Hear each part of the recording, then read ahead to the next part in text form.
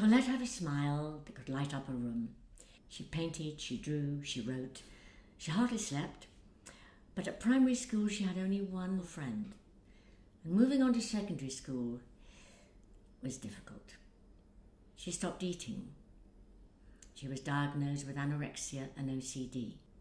She was in and out of eating disorder units for years. She nearly died twice.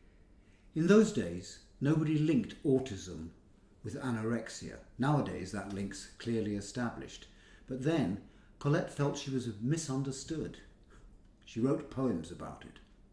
I am an entity bereft of that other part that makes me function, that makes me whole. I'm a teapot without a handle. I'll burn you when you touch.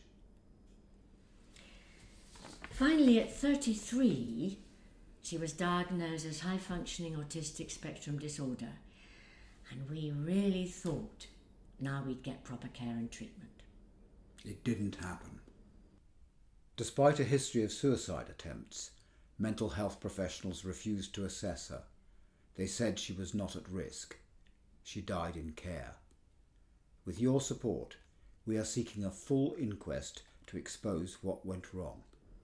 Colette's death isn't just another statistic to be swept under the carpet. She had an extraordinary mind. She could have had a life. She used to say, "Don't give up on me, Mum and Dad. Don't give up on me. We will never give up until justice is done." There can be nothing more terrible than the death of one's child, except perhaps knowing that it might have been prevented. We know now that young people with high-functioning autism, especially women and girls, are particularly prone to depression and suicide, and on average die much younger than the general population. It's vital that Colette's death is thoroughly investigated. If there is any possibility that a lack of care for this vulnerable young woman contributed to her death, then it's essential that we learn from her tragedy.